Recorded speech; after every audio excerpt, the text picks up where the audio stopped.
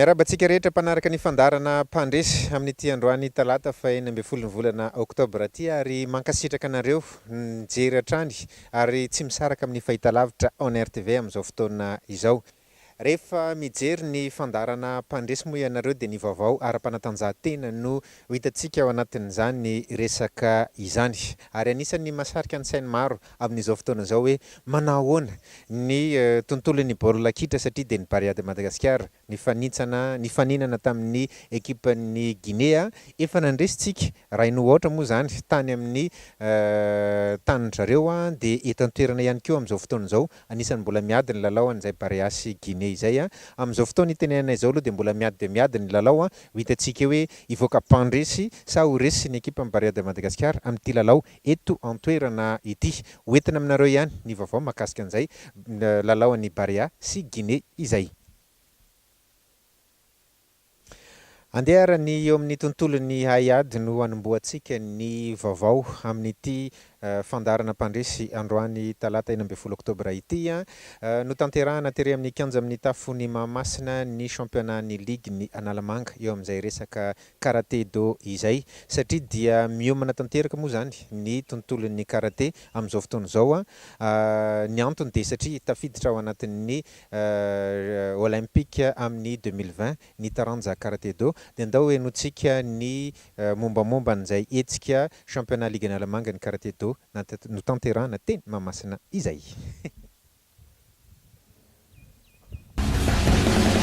Mpandresy eo amin'ny tontolon'ny haiady ny tontosaina ny farany herinandro teo kosa ny championnat ligue Analamanga eo amin'ny taranja karaté do ary dia section 7 no nahatonga mpifaninana tamin'ity championnat ity. Ny zavatra hitantsika ny anatin'izay championnat ireny dia ny kategoria cadet junior senior.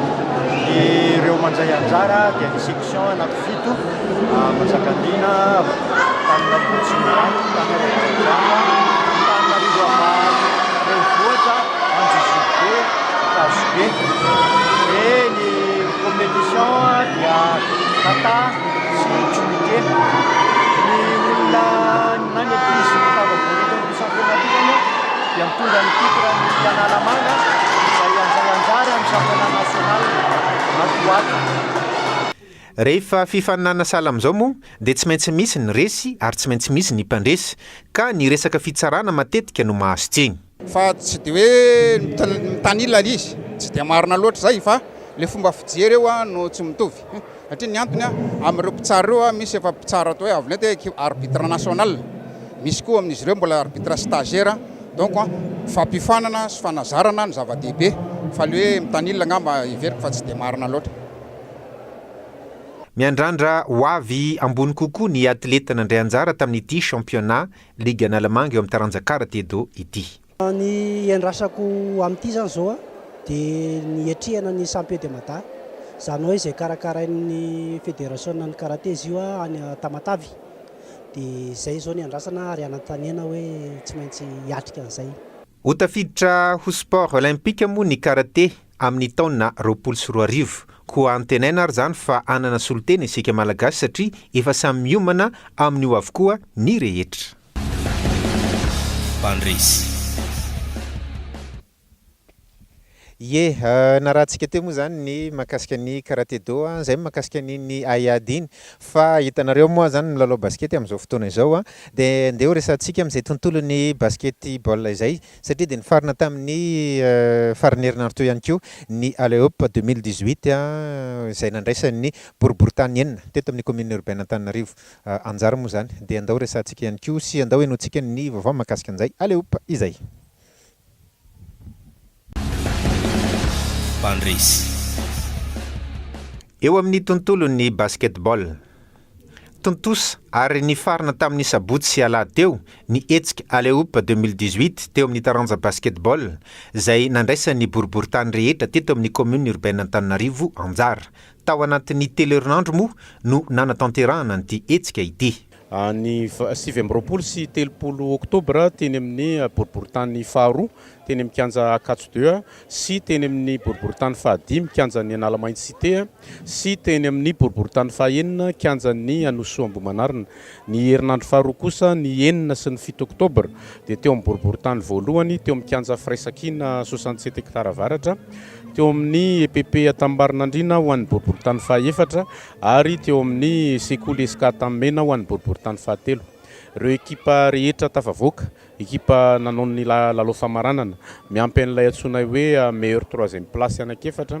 Ireo no ekipa 12 mandray anjara tao anatin'ity play-off tanterahana eto Mahamasina ny 13 sy 14 oktobra 12 sy 2 arivo teo. Araka izany dia teo amin'ny ekipa Dimapolo teo no nandray anjara ary hita ho afapo ny rehetra. Loran'ny mpikarakara Lila Vola Rahitsy ariary avy ireo boriboritany 9 izay tompon-daka. Tsy ny tena ny loka loatra ny zava-dehibe fa ny fisian'ny fifampikasohana, fifaneraseran'ireo tanora tovolahy anatin'izay sokajy-taona tena mangitahita basket izay dia antenaina ny isiana hetsika tahaka ny tony maro ihany koa an'ireo mpikarakara maro isan-karazany satria izay ny tenin'ny gasy hoe ny tao-trano tsy efandery mangitahita lalao tahaka ny tony ny tanora mpanao basket ety anivon'ny boriboritany sy ny fokontany rehetra. Marihana moa fa Lela Vola Ray tapitrisa ariary miampy fivahinianana ny loka azon'ny mpandresy tamin'ity hetsika aleopa andiany faharoa ity. Mpandresy. Zay mahakasika ny aleopa zay nandraisan'ny ireo latsaky ny 13 taona. Anjara moa zany tamin'izay taranja basket izay nahazo tombony ny teto amin'ny boriboritany rehetra, teto amin'ny commune urbaine Antananarivo. Tontolo hafa ndray kosa nandeha ho resantsika tony basket tony zao raha ohatra hoe kapohana amin'ny raketa ngeza be zao mety ho ety ve. Tontolon'ny tennis nandeha ho resantsika indray satria dia ny karakara hetsika ihany koa ny country club mahakasika an'izay tontolon'ny tennis izay andiany fahenina ty ny karakara an'ity ndao rahantsika ny vaovao mahakasika an'izay ihany koa. Mpandresy. Eo amin'ny taranja tennis kosa indray ny farana tamin'ny alahady teo ny Open International BMOI Air France eo amin'ny taranja tennis izay nokarakarain'ny country club ary andiany fahenina ity tontosa ity. Ka tamin'ny talata 9 oktobra dia farana androany 14 oktobra tamin'ity indray mitoraka ity zany nanafatra vahintsika ny tombony moa zany tedavina moa zany efa miorganize zavatra ohatr'izao tombony voalohany dia ny afahan'ny gasy ohatratsika mifanatrika amin'ny olona avy any ivelany zay misy calculena tsara mihitsy ny nivoany mba hoe hiezaka ny gasy zany hoe mbo tafakatra. Zay zany ny tombony voalohany anaovana an'ilay tournoi. Na izany aza nefa dia misy ihany ny azo lazaina hoe lesoka tamin'ity andiany fahenina ity.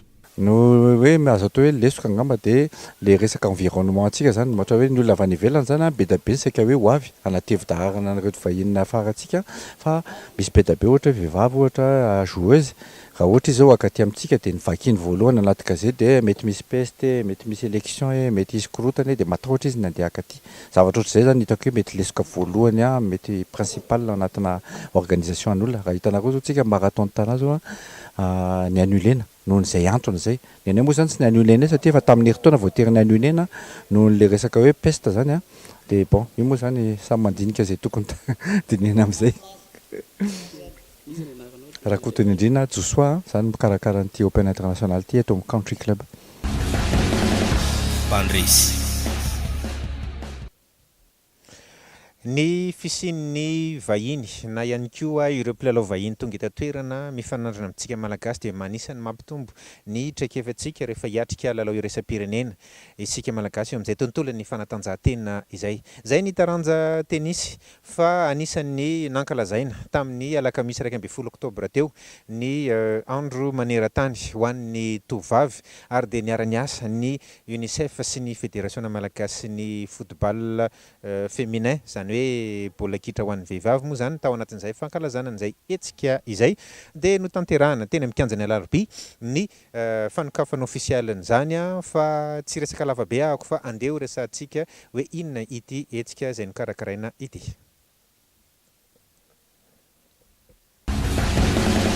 Mpandresy. nankalazaina tamin'ny 1 oktobra ny andro maneran-tany ho an'ny tovavy. Anisan'ny nanamarika izany isika teto Madagasikara tamin'ny alalan'ny UNICEF sy ny Fédération Malagasy ny football féminin.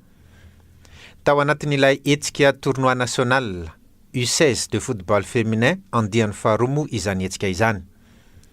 Any Carion no anatanterahana ny fifaninanana rehetra fa ny fanokafana ofisialy kosa no natao teny amin'ny kianjan'ny alarobia tamin'ny alakamisy 12 oktobra 2024 lasa teo.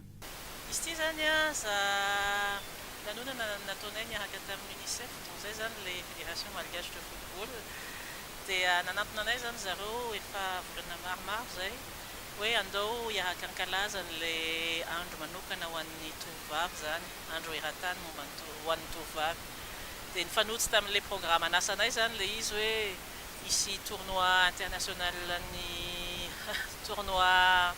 tournoi national ny U16 tsy maintsy atao zany tamin'ity taona ity dia ny festival Livior Goals zay ohatran'ny karazana festival initiation au football ho an'ny ankizy kely zany, ankizy kely vavy, ankizy vavy kely dia mifanotsy tsara zany le programme dia niaraka nisy nifanaraka zay dia hoe tanterahana le izy. Dia ho an'le tournoi zany misy ekipa 8 avy any Iranosy zany zay tonga eto Tananarivo any Carion moa zany natao le compétition dia ifanandrana amin'le tournoi. Dia tiako ampitaina zany le hoe aza misalasala manao zavatra. Rehefa tianao le izy dia ataovy ary aza atao foana zany zay tianao atao. Zay le Livior Goals zany raha hoe manana tanjona dia avy eo ataovy zay tratrarana an'izay tanjona zay. Bandresy. Raha eo amin'ny tontolon'ny rugby no asaina milalao baskety dia matetika marsy foana no mahazo andrala satria dia zatra mitondra baolina amin'ny tanana na dia samy tanana ihany aza no ilalaovana an'izany baolina zany. Ity moa boribory fa ny rugby kosa dia baolina lavalava. Zany dia fampidirana sahady satria resaka rugby nandeha ho resahako amin'izao fotoana izao mbola mitohy ihany ny Gold Top 20 amin'izao fotoana izao amin'izay resaka tontolon'ny rugby izay tanterahana ery amin'ny kianjan'ny Makimo zany dia hatreto aloha dia mizotra ara-dalàna nalao na izany na tsy izany aza nefa dia misy ihany koa ireo olana madinidinika eo amin'ny ligue sy ny fédération andeha hoe notsika ihany koa ny vaovao farany mahakasika amin'izay tontolon'ny rugby elite fédérale top 20 izay. Bandresy. Tontolon'ny baolina lavalava mbola mitohy hatrany ny fifantenana izay hosolotenantsika malagasy hiatrika ny fifaninan'ny iraisam-pirenena ao anatin'ilay hetsika Gold Top 20 amin'ny taranja rugby. Na dia mizotra aza ny lalao dia hita mbola misy tsy milamina sy mikorotana eo amin'ny tontolon'ny ity rugby ity. Raha misy manko zao dia hoe tsy mety milamina mihitsy le fédération sy le ligue manalama. Zao manko ny zava-misy tany am-piandohana ao tsy adinitsika rehetra zany ao anatin'le tontolo indrindra fa tsika kleba maro be izay taty anaty section fa niezahana zany rehefa tafapetaka amin'ny fédération sy ny ligue vaovao tamin'ny mandat manaraka teo dia nisy asa efa natomboka nataon'ny fédération hoe fusion ana club misy conférence nambatso maro be fa hanao anankiray faran'izay ngeza dia hovana zany ao amin'ny ligue manalamanga tsy hijanona teo zatrony ao fa ho ampiakarina top 20 dia mba ahafahan'le joueur avy aty amin'le section zany izay maro be nisany mba hamirapiratra sy hanatsara an'le club malagasy.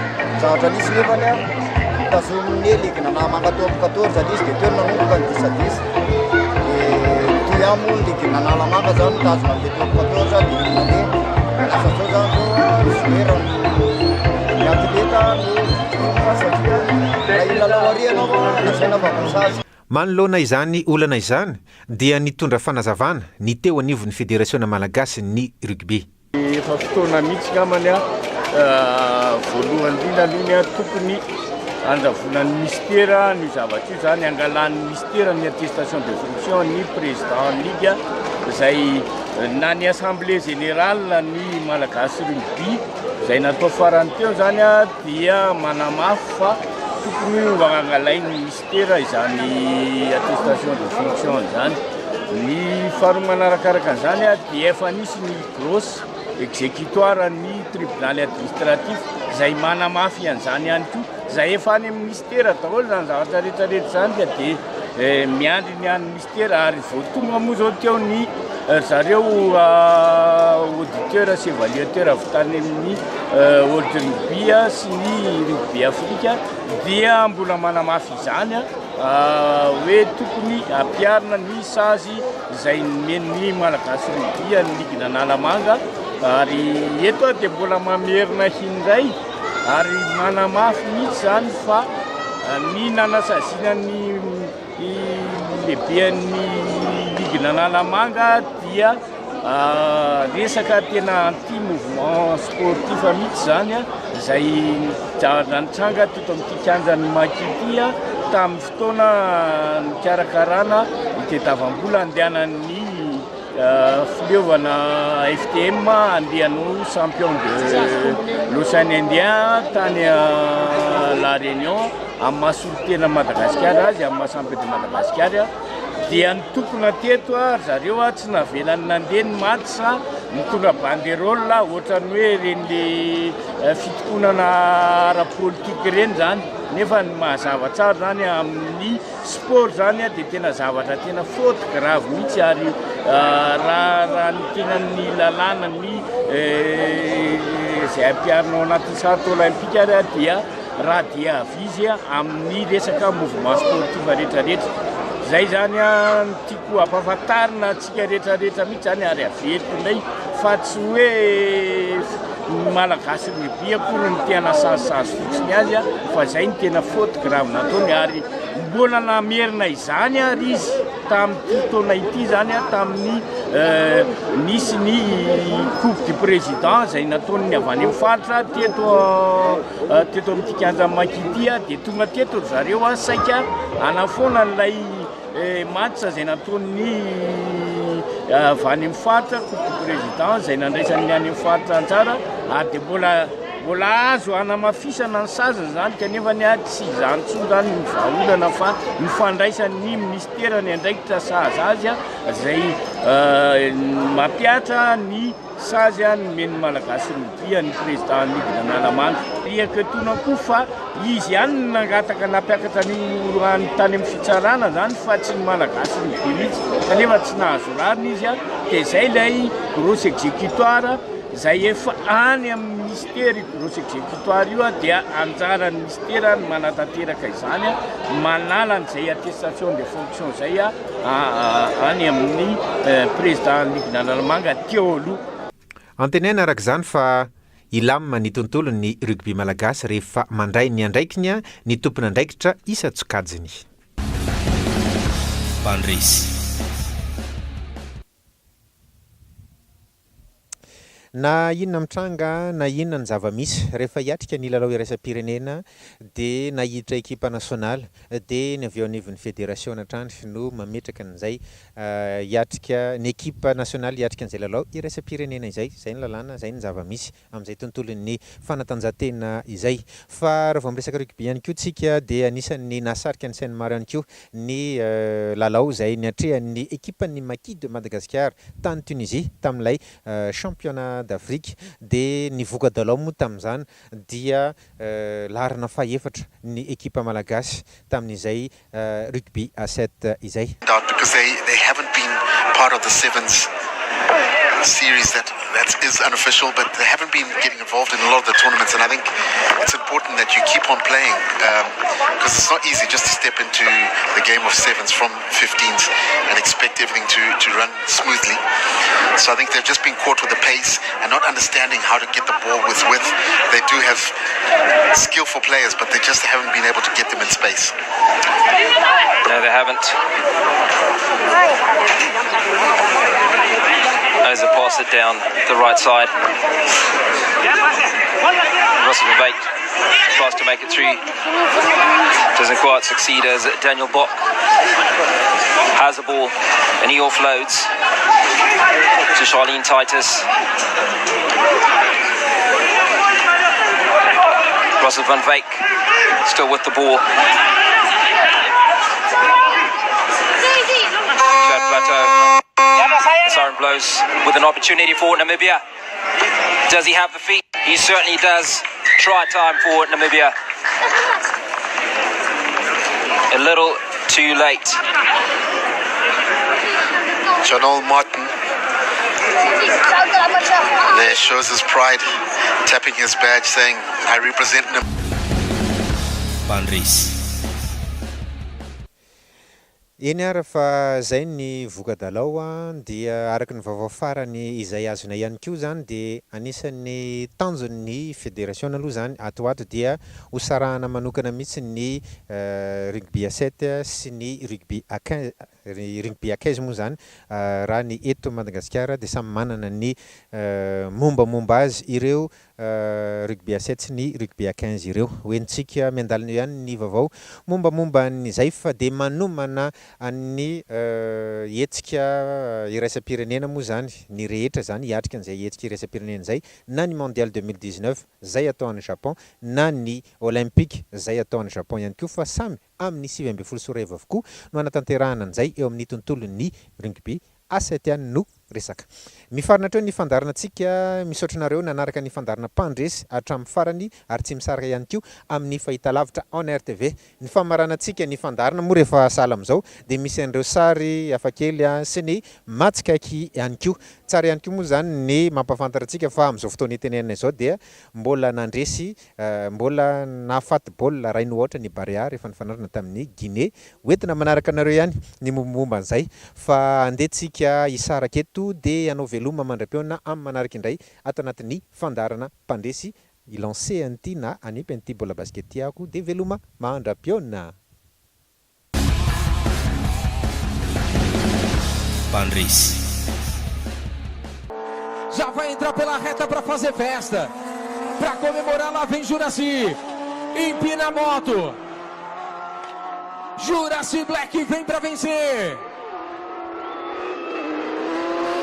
Vem pra bandeira quadriculada, João Ricardo Reis vence. Where do the Buckeyes go to? Bates Diop. Deep three. Tie game! Are you kidding me?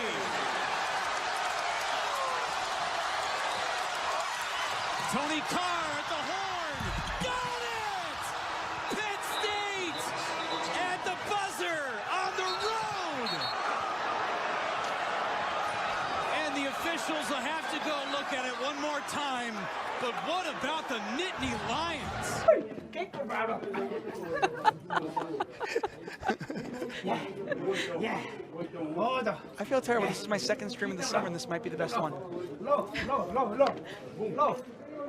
King, Jack 10 still plays.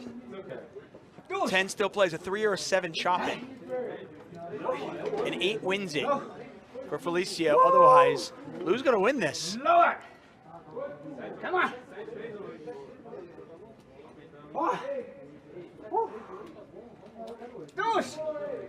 Look at him do it already. I'm tired. Come on. Oh my God. No way. No way.